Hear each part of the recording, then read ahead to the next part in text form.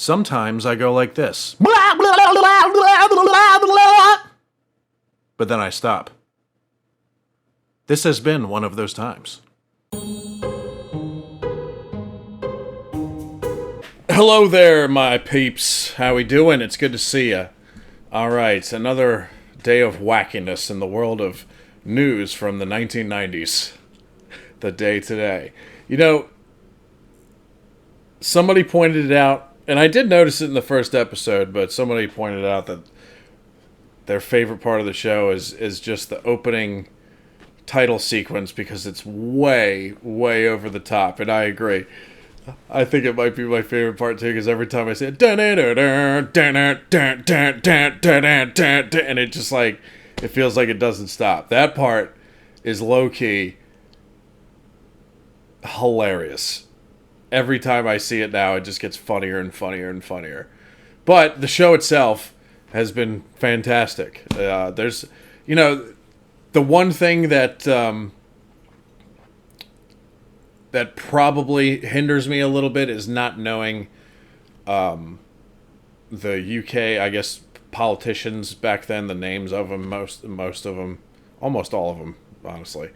But yeah, there's so many names that pop up that I'm like, I've never heard of any of these guys. So it's like trying to, you know, in your head, think if you know these people from UK politics in the 1990s, which I have no idea. The only, you know, and I don't even think Tony Blair was the prime minister yet. So it's when I hear these names pop up, I'm like, I have no idea. But this show has been fun to react to, man. It's other than, you know, not knowing the names of some of the people brought up in this, it's been a blast. Can't get enough of it, man. So without further ado, let's get into episode 4, which is Stretchcast. So here we go, folks. Let's react to it. Okay, here we go. The headlines tonight: NATO annulled after delegate swallows treaty. I'm so sorry, yells exploding cleaner. And bearded cleric in oily chin insertion. Those are the headlines. God, I wish they weren't. Here it is.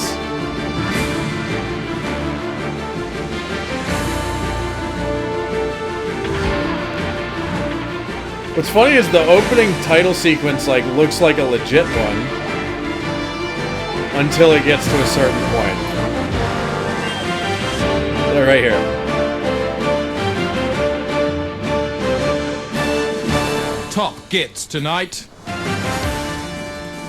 News presenter sacked in attempt to sell house to David Owen. 75,000, would that be enough, do you think? And spiders will never speak, insists ambassador. I don't think so myself. I should be very surprised if they did it in public, and I should be equally surprised if they did it in private. Sound like a proper gentleman. There's growing evidence this evening that suspects held in police cells are being eaten by police. That's how we started. No, the police does not eat people. The frying squad. This report from Ted Moore has that story. 4 men vanish overnight from a Reading police cell. The next detainee complains of a drain blocked with caked blood and pieces of fat on his floor. Oh. A drunk man in Chatham is banged up for the night and has his arm punched full of holes. He says the police tried to fill his arm with garlic. Just part of an increasingly muscular body of evidence, that, say activist, proves that suspect eating is on the increase and that the increase is getting rapid. The best evidence of all is this: a Bow Street bastard. A special truncheon used for beating suspects which tears out cubes of flesh small enough to fry. Activist Harkin Petty says this is just one piece of evidence of suspect eating from a huge list in his head. And it's nonsense. It's nonsense. Unexplained disappearances from police cells have doubled in the last year. Records show suspects are regularly weighed and smeared in oil. But police say this is just standard practice for young offenders. They are regularly weighed and smeared in oil. Oh my god. Yeah. Campaigners are calling for immediate action. Without it, they say Nice get out. thousands of suspects across the country could be eaten tonight by panicking policemen. It's just been thanks. It's just been announced there's to be a special inquiry into the government's handling of the Froome shipping deal, which flew to pieces last month amid accusations of gross ministerial misconduct. Our economics correspondent, Peter O'Hanrahan, is with the Minister for Ships, Michael Crane. He's just prized him out of an emergency meeting. I'm with the Minister for Ships, Michael Crane. Everything I've just said comes spewing straight back out of his stupid slab of a face. Mr. Crane, choppy walk. Yeah, another favorite part of the show for me is like the little details that they insert in there. Like sometimes you'll miss them if you're not paying attention, but which I do a lot, to be honest. But they throw in those little things where it looks like the behind the scenes of the spoof news show is not going smooth, and I fucking love it. What is for the government? Not at all, Peter. This procedure was entirely proper, and I think the inquiry will prove that the government's handling of this matter was entirely proper. So the government's ship back on course? Absolutely. Back to you, Chris. Peter, what the hell was that? This man's made a big-scale cock-up here. You let him get away with it. Now let me speak to him. Put your earpiece next to his head and stand still. Now, Minister, there's reason to believe that you lied to the House. How do you answer that?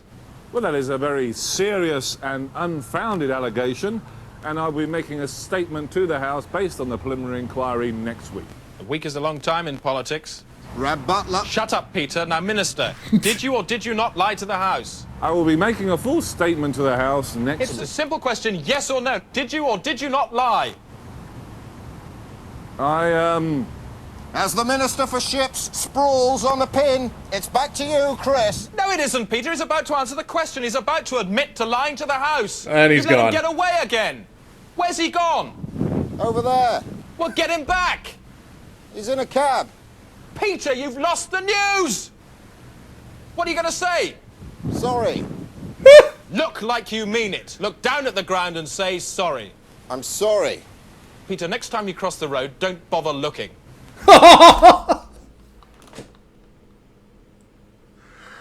Oh, God. Peter, you've lost the news. Sorry. Oh, man. Starting off hot. Travel now. Wait. See, like little stuff like this. Don't bother Chris looking. Morris kills me. Sorry.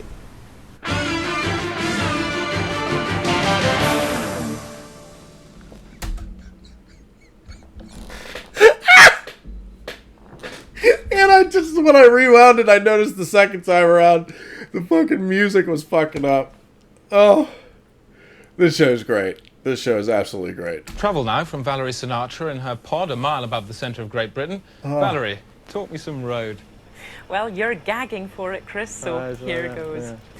The M4 between Reading and London is still solid. That's due to the lorry driver having shed his skin across 3 lanes, so watch out for oily patches there. The M40 southbound still slow due to that earlier large accident. Police reckon they should have finished bagging and labelling everything by about midnight. Meanwhile, mobile vehicle crushers are in operation in Cardiff on red line routes. So if you're illegally parked there, they will crush your car to the size of a Satsuma and simply hand it back to you. I love Satsumas. Well, so do I, Chris, but I don't think I'd like to drive one. Yeah, but I bet if you did, you'd do it really well. Finally, a look at the capital, which is London. Worse than ever tonight, I'm afraid. Lots of cars on Oxford Street being slowed down by their own lights. So I'm afraid your fast, speedy sports car, no use to you at all tonight, Chris.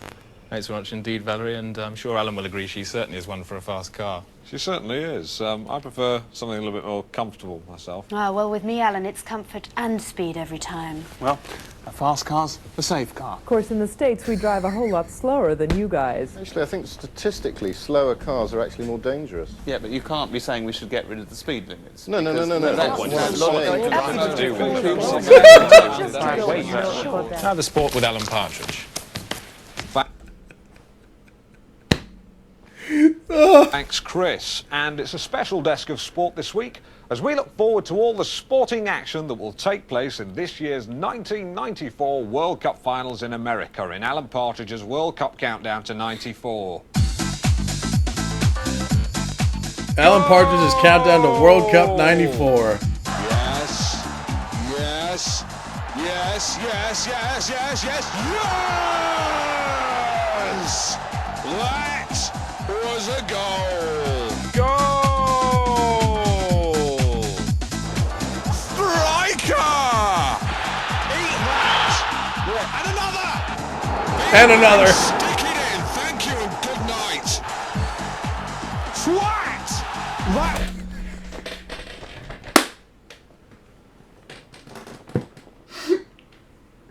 Oh, that was one of the hardest twats I've ever heard. He screamed that. Twat! It was liquid football. Shit! Did you see that? He must have a foot like a traction engine. Go! Well, it's going to be 3 Lovely. weeks of non-stop action, and to help us along and add a little bit of colour and fun to the proceedings, I've got with me a soccer meter. What's that, Alan? Well, I'll tell you, it's very simple. It's to explain the group system. Now, first of all these long arms here, these long signposts, are the venues where the matches will be played. Dallas, San Francisco, Los Angeles, and so on. If you look at me from above, you can see that these are the group. This is the group system. It's 14 groups: A, B, C, D, E, F, G, H, I, J, K, L, M, N. Yo, somebody just sent me, because I recently watched the Euros final. For those of you who joined me with that, thank you for showing up. And congratulations to Spain. England played a decent match, though, I must say, and he made it to 2 finals in a row. But anyway, this right here, this fucking grouping graph or whatever, or grouping meter, whatever this thing is it's just gobbledygook. And for me, somebody sent me, I forget who it was, you know who you are, but they sent me, because I was asking in the live stream about where the next World Cup, because the next World Cup is happening in Canada, the U.S., and Mexico, apparently. And I was like, well, how do they sort out the groups, and where do all these people play? Are they going to be near me?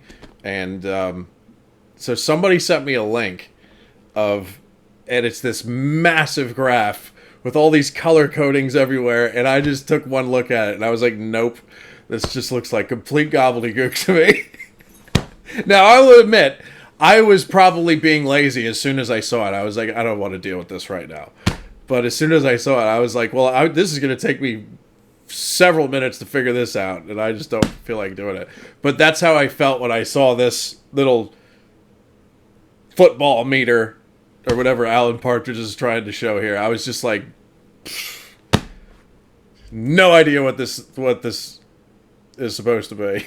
And there are 4 rounds. There's round 1, the red round, yellow round, blue round, red round again. That's my colour coding, not FIFA's. You won't find that with FIFA, just with me. So that's the basis of it. And as you can see, they get progressively fewer towards the centre, the ultimate goal being the World Cup. All right, let's take an example. Okay, round 1 is Pasadena.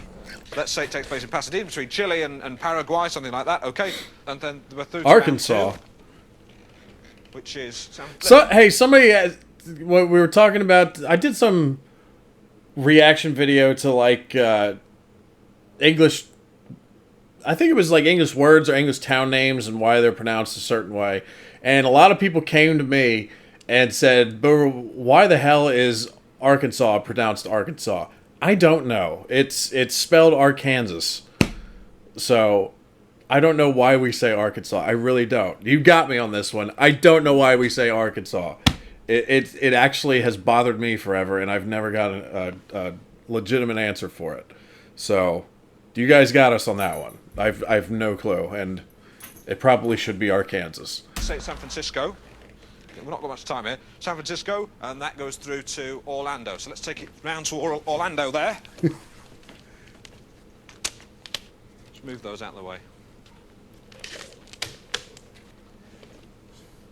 Where's San Francisco?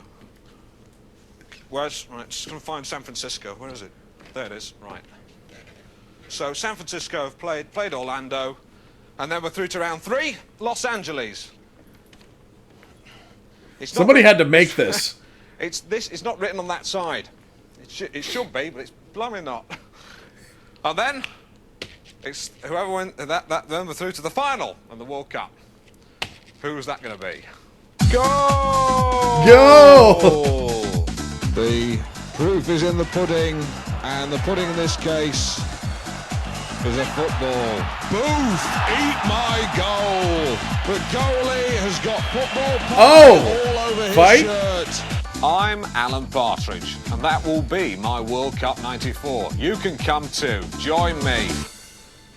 Thanks, Alan. More sport from you later. Absolutely, Chris. With a bit of luck, we'll have Sandy Lyle on the line. America now. Oh. If you have a baby in the States, you may well be in for a bit of a surprise when they yank it out. Barbara Wintergreen. San Spirito, California, where Americans keen to brood but too busy to breed pay for a prosthetic pregnancy. This is a natus, a plastic disc implanted inside the womb which expands to give the sensation of labor without being sentenced to children. Well, the wording of that sentence to children. This is madness. This is madness. And you know what the crazy thing is? I wouldn't be surprised if this was proposed at some point. In this nutty country I live in. There she is. Can you see her at the top there? There she is. Say hello. Hi, honey. That's lovely. The cervical substitute is the Formica brainchild of doctors Bill McVitie and Mortimer Marcus. Isn't that extraordinary? Starts out like that, it ends up like that. Isn't that nice? Within the woman's body. Absolutely. Comes out just like this. Woo! At this fallopian factory, people come for a credit card consumption. The price includes labor and delivery, and there's a hefty surcharge on the discharge. Among the thousands of proxy parents forking out for this flexible fetus are Anton and Lally Sampson. We've really worked hard at, we've given him his own room, he's got his Bon Jovi posters, Sharon's the Red Sox. But divorcing Americans are causing courtroom chaos in custody battles for their beloved disc. And outside the Natus Institute, Women's League protester Taya Peachman leads a womb vigil against synthetic siring. I believe you've been smashing Nate-Eye, is that true? Yeah, we have Nate-Eye smashing by the side of the road to try and de-encourageize the women who come in here thinking that they want a thing and they're women, they do not. They can spend their money, but they should just remember that they're women and they have a right to live and to breathe! That's the beauty of the whole natus thing, is that if a woman wants the pain, if she wants to scream, if she wants to bleed, she can. If, however, she just wants it to pop out like a bar of soap. Like a bar of soap, then she can have that option too. So it looks... I must say, very impressed with the American accents. And they've been doing Remember the last episode they were doing southern accents in Milwaukee, which I was like, well, the accents are pretty good, but you wouldn't hear those accents in Milwaukee or in Wisconsin, that you got to go south to hear those accents. But the accents were still good. This no different. This is the accents are actually very, very good. It's actually very impressive. I don't know how you do it, man. Okay, you wanna go out here? Come on. Come on. There we go. Okay. She wanted it. All right, let's continue. Like this is one reproduction line where a plastic and placenta go hand in hand. Barbara Wintergreen, CBN News at the Natus Institute, San Spirito, California.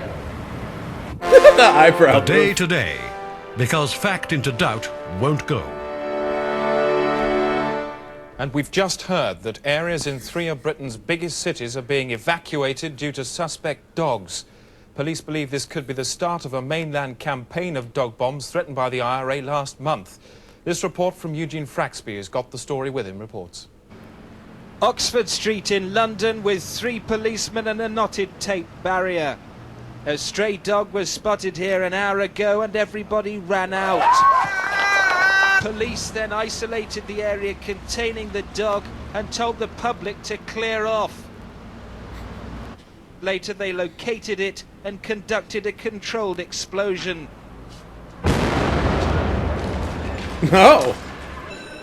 But as the remains were being taken for laboratory tests, a second dog ran out from the crowd. It could have been a bomb. The police had no choice.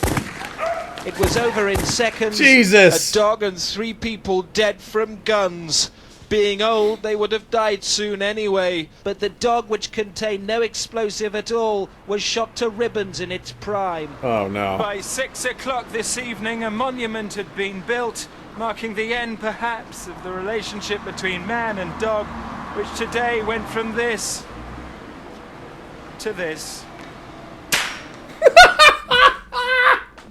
Dude, no. The only way police can neutralize bomb dogs is to spray them with a resin coating which hardens instantly to contain any explosion. The inside of the bomb dog is obviously destroyed, but the outside stays the same shape. However, if the underside is not covered, a highly directional blast launches the animal vertically to a height of over 1,000 feet. Coming up, new explosive sus laws mean any domestic dog is now a potential hazard. No! Dude, I don't like this.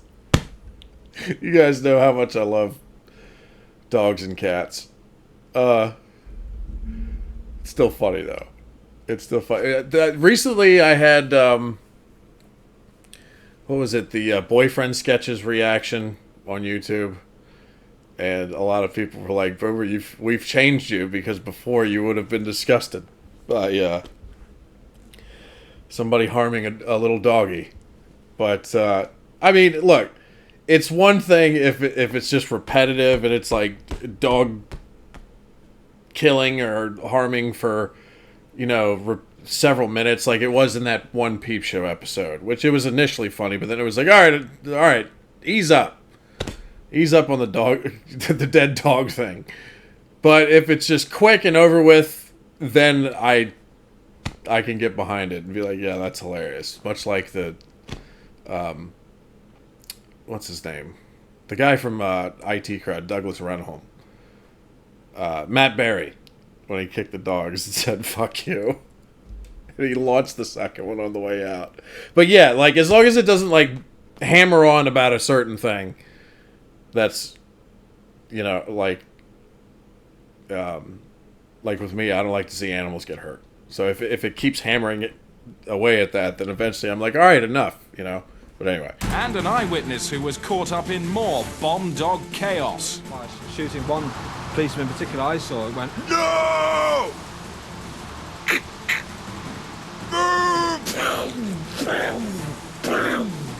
One guy, I don't know whether he was involved or not, was running away. He went, and he caught him one more time between the eyes. It was horrible. He went, that was as much as I saw, really. Nice. Good reenactment. 7 more dogs have gone off in the last 10 minutes. Eugene Fraxby. The 4 hounds exploded in central London without warning, all within yards of government buildings. The Prime Minister put on a brave face, but for many, like Tory whip Peter Goodright, the time for calm words is over. An absolute fucking disgrace. These inhuman sit-for-sales cocksuckers have no place here.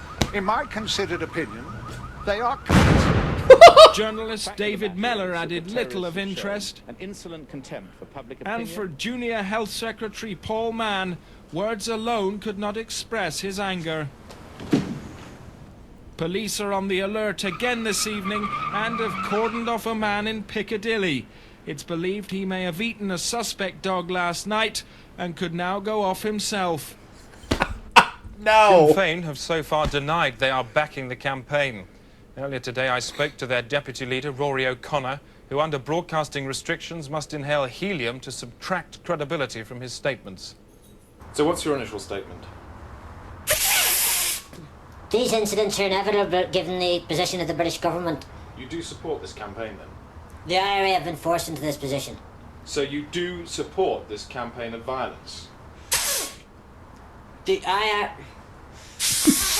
Sinn Féin is a legitimate political party. Which supports terrorist action. Your tone is antagonistic and you're making me very angry. And since we conducted that interview, all sides in the conflict have had a meet.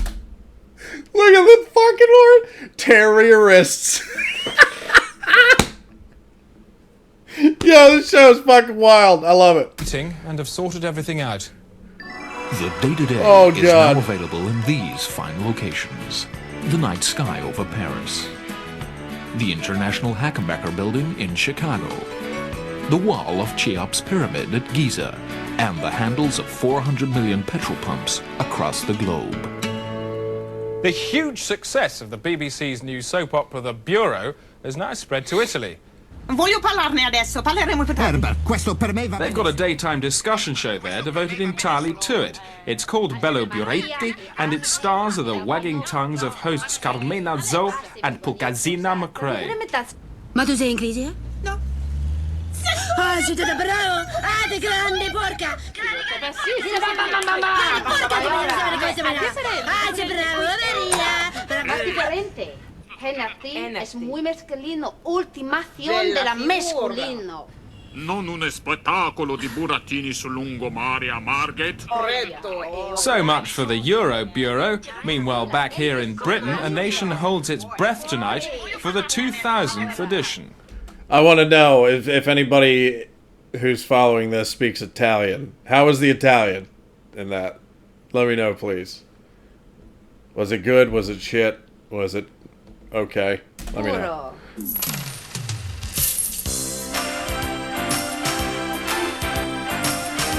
The Bureau. Here we go. Another skit.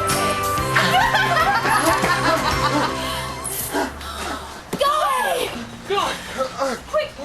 Get him into the bureau de change!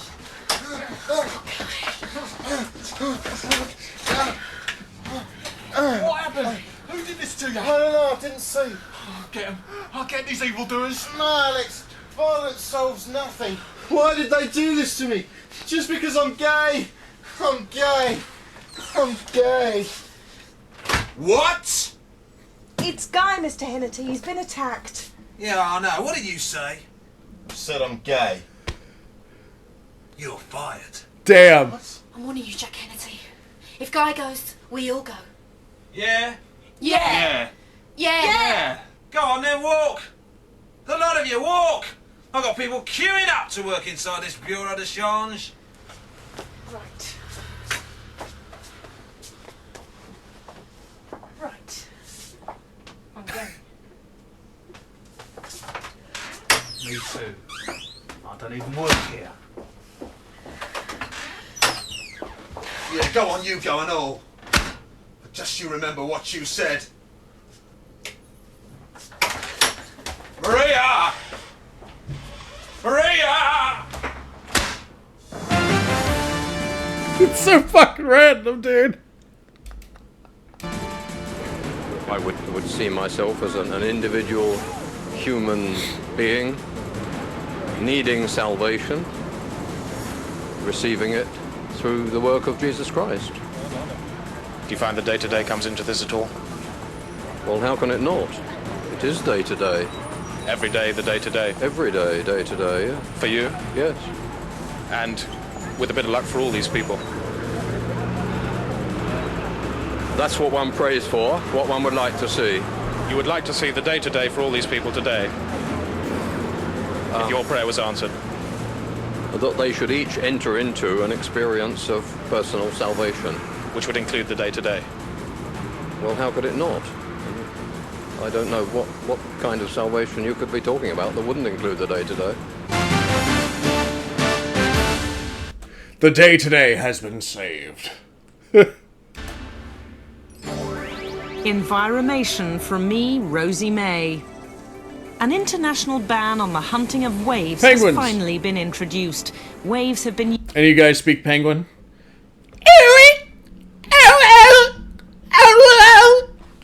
used for centuries to pull cars in small countries, but are now facing extinction. Over 1 million specially farmed waves are to be released into the wild this winter. Man has finally harnessed the cooling power of worms to drive a fridge. The worms inhabit an internal piping system cooling everything as they go. Cramming in more worms lowers the temperature. Worms.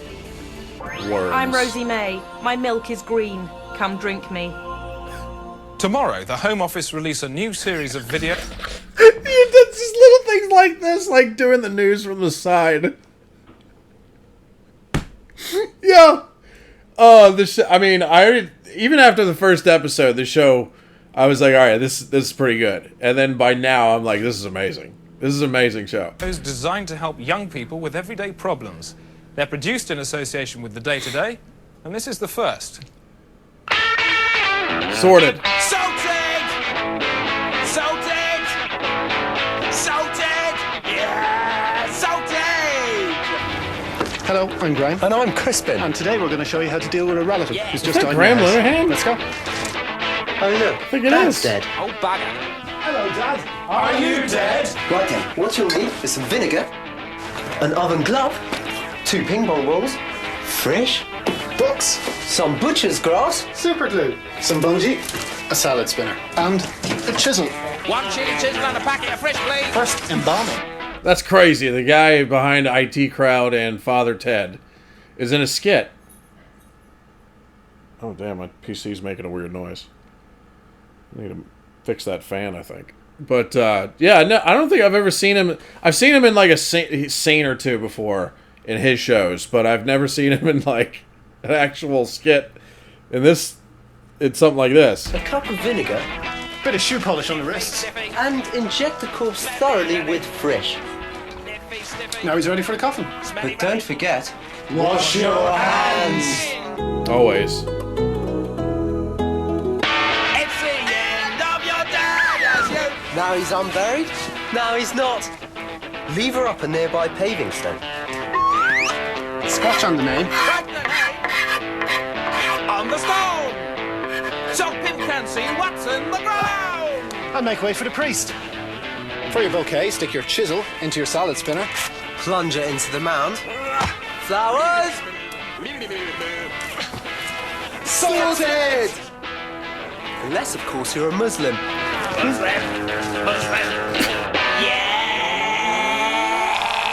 Oh, boy. Now with the rest of today's news, Chris, thanks. It's 8 o'clock. This is the day today.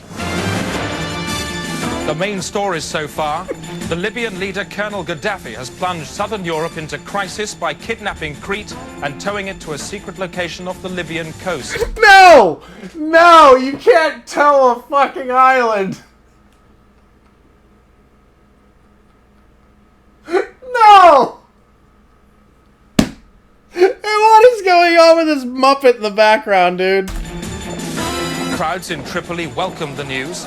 A delighted Gaddafi waving like a girl. Oh, Gaddafi. Libyan tugs stole Crete at 2 o'clock this morning. At first, the natives, aided by strong winds, were able to haul it halfway back. But then they lost grip.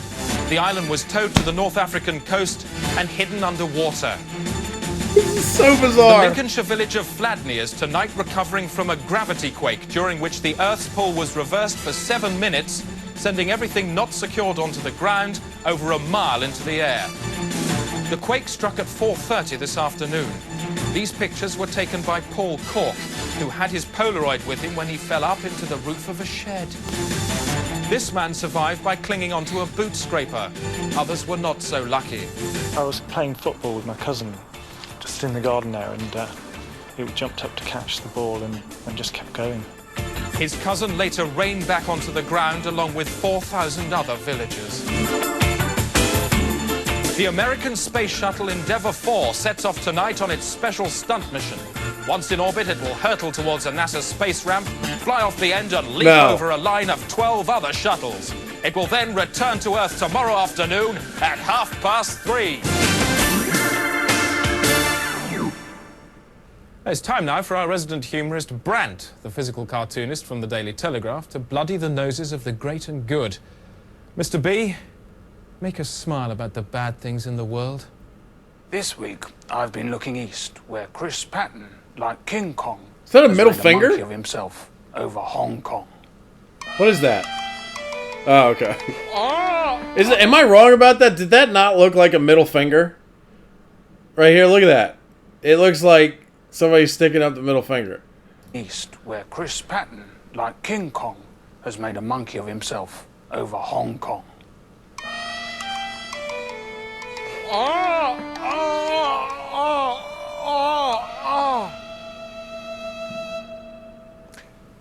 An old man stands naked in front of a mirror eating soup. He is a fool. Jacques Livereau, a brilliant man and a surprisingly nice one too. Now, it's easy to tell if somebody's dead, but how can you tell if you're dead? Some people have lived to tell the tale. In a short film we've made.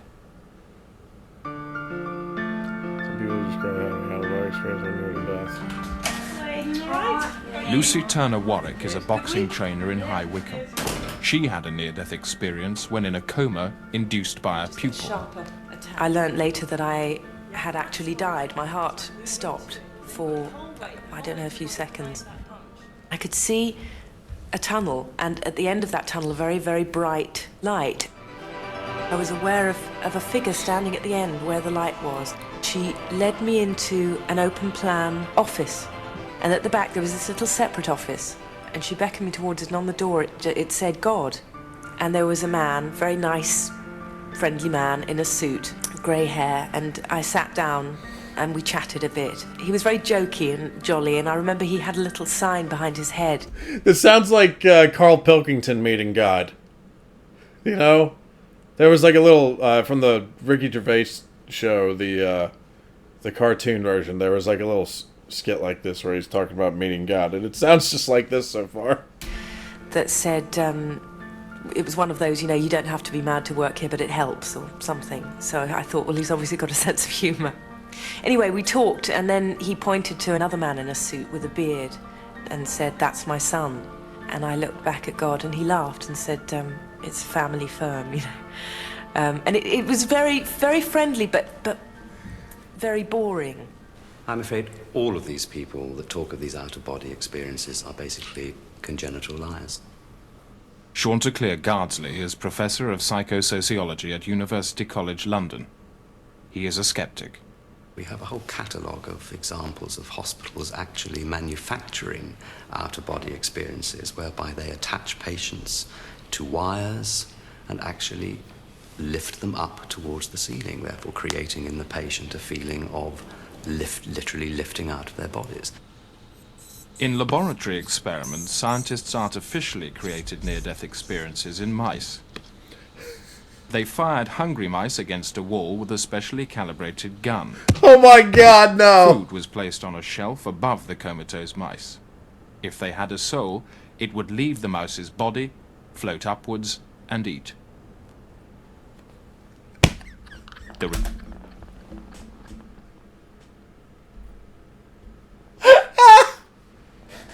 Yeah. Oh, insanity. Results showed that afterwards, the mice felt as if they had just eaten. Of course. More proof was provided by the out-of-body experience of Leslie Safraz. I could actually see myself coming out of my mouth as vomit, but it wasn't just as vomit, it was like as vomit in a dress. And then I woke up and I was a woman. I went into my experience as a man, but left it as a woman. Something definitely happened, but I don't know what. So how do you explain the case of Keith Phillips, who returned from his out-of-body experience as a woman? He didn't. But we've filmed it, and there's an awful lot of evidence to show that that's the case. No, there isn't. Do you believe in God? Oh, yes. And I liked him. I like him. I love him, but I don't want to go and... I don't want to go and work for him. Not yet. An optimist sees half a pint of milk, he says, it is half full. A pessimist sees half a pint of milk, he says, it is half empty. I see half a pint of milk, I say, it is sour. No time for anything but the weather. A lot of snow around. Pretty grim out there, isn't it, Sylvester? Yes, Chris, most of Britain will be waking up tomorrow to a carpet of white dung. Thanks, mate. And that's it. No time left for the headlines. That's the day today. 9 o'clock BBC 2 tomorrow night. We'll start again. I wanted Until headlines. Then, thanks very much for watching. Just remains for me to wish you a very good night. Join us again tomorrow night for a full resume of the day's events, the sport, the business, the weather, and the very latest changes in the world of politics. Same time, 9 o'clock tomorrow evening on BBC 2. That's the day today, keeping you abreast of the very latest changes in local, national, and international news. Prepared to break the flow of the programme if necessary to accommodate footage of unfurling events. Often live packaged by field reporters on the hoof. He's just babbling. News is paramount, and only the most recently hatched news egg has any currency at all. Ending's different every time.